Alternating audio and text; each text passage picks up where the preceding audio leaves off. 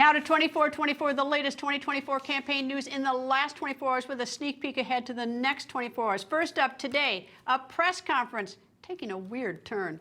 Florida Governor Ron DeSantis held a press conference on his COVID policy. Now that wasn't weird, but what was weird was when DeSantis opened the floor for questions. The second question started out as a friendly exchange between DeSantis and an unidentified man who said he was a veteran, but quickly took this turn.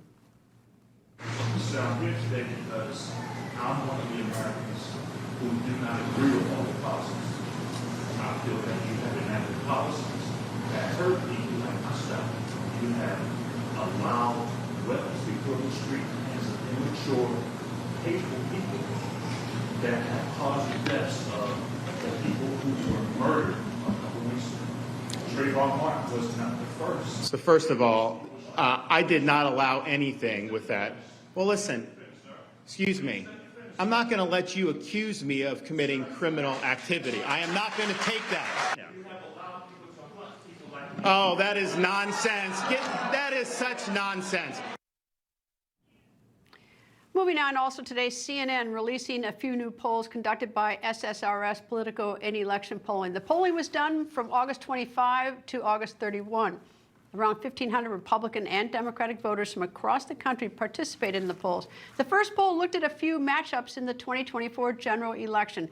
In this particular poll, President Joe Biden is the hypothetical Democratic nominee. His first match is the most obvious, former President Donald Trump, but the numbers might surprise you. Do keep in mind the margin of error for these polls is roughly 3.5 points. And in this matchup, Trump leads Biden by only 1 point. Trump received 47% and Biden received 46%. Biden's next matchup was against Florida Governor Ron DeSantis. The result? Dead tie. Both Biden and DeSantis sitting at 47%. But Biden's next matchup is very interesting. Biden received 43% of the vote, and former South Carolina governor, former U.S. ambassador to the United Nations, Nikki Haley, received 49%. Haley beating Biden in this hypothetical match by 6 points. Now, the last matchup was Biden versus former Vice President Mike Pence, and in that poll, Biden loses again, and Pence wins by 2 points. Pence 46%, Biden 44%. And if you did the math on these matchups, you know the numbers did not add up to 100%.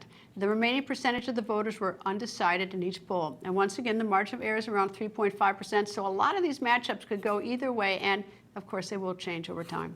CNN also set a 2024 hypothetical Republican primary using the same metrics as the last poll. Former President Donald Trump dominated the field at 52%. Florida Governor Ron DeSantis in second place at 18%. Former South Carolina Governor, former U.S. Ambassador to the UN, Nikki Haley, tied in third place with former Vice President Mike Pence, both sitting at 7%.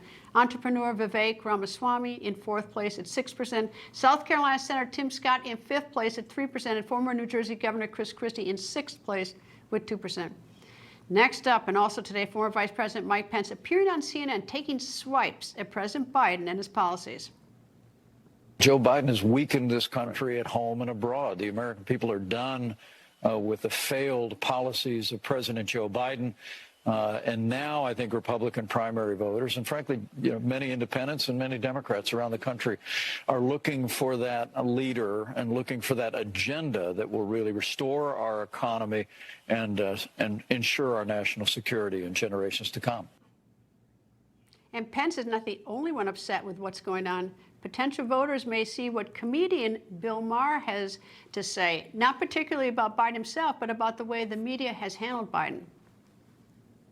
Don't understand how they can equate this equivalency between Trump and Biden. Do I love everything about Biden? No.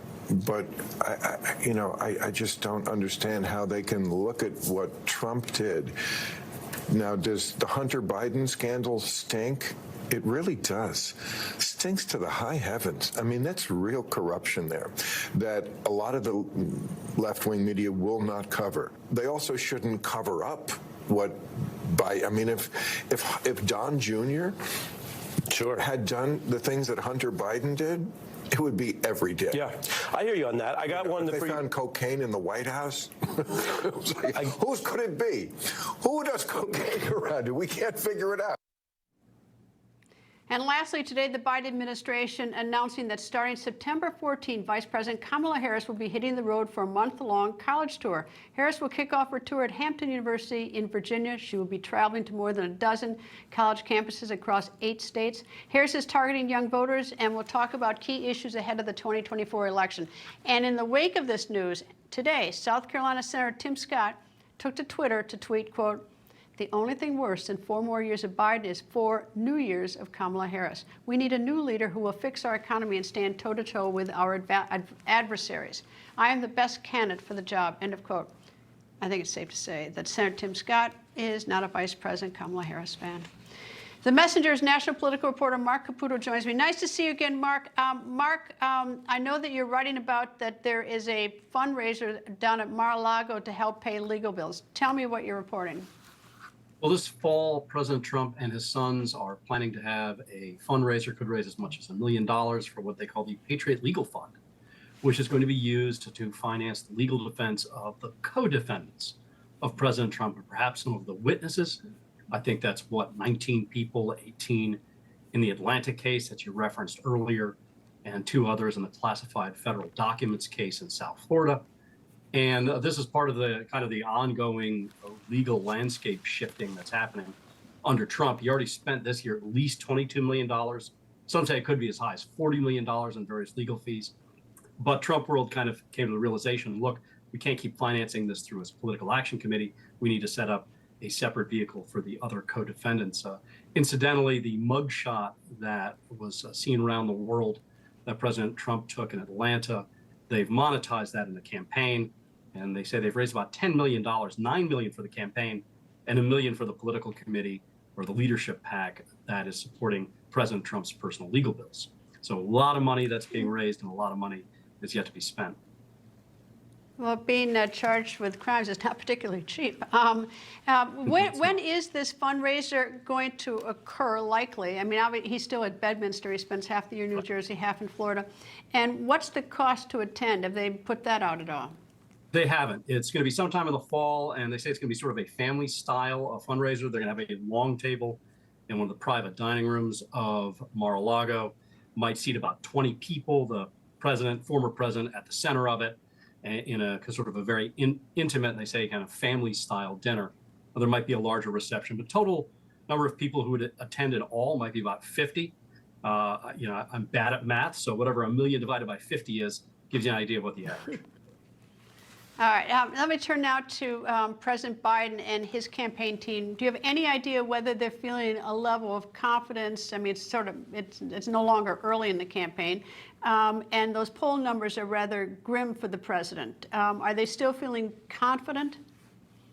You know, it depends on who you talk to in Biden world. I think they're clear-eyed and they're honest about the challenges that President Biden faces against former President Trump or against the field. They understand voters perceive him as being too old, and they also understand that he's got bad marks on handling the economy. Yes, they keep saying, oh, the rate of inflation is down. The thing is a lot of the people who say they don't like the way he's managed the economy, they're not looking at inflation rates. They're actually looking at the cost of food at the grocery store, the cost of gasoline. And that's just a concern. But they believe that once you put President Biden against former President Trump, and they do believe that's the matchup, that President Biden will once again come across as the more sane choice for Americans, that they won't want the drama of Donald Trump, and they'll want sort of the stability and normalcy, this is in their words, of President Biden. That's their thinking. How does, if people think that President Biden is too old, you don't hear that on the Republican side of the aisle saying that about President Trump. I realize he's a few years younger, but neither gentleman is particularly young. Do the Republicans think their candidate's fine in the age category? I mean, you'll hear a few DeSantis supporters, for instance, raise this as an issue. But by and large, no. I mean, the polling tells the tale. You know, it's kind of not the years, it's the miles. And the thing is, it's not that Joe Biden is 80. It's not his age, it's his agedness in the perception of voters that's problematic. And voters, by and large, don't have that great a concern with former President Trump's age. It's not to say the concern isn't there, but there is a difference in perception. Republicans see it, independents do, and even Democrats do as well. Marc Caputo, thank you. Thank you.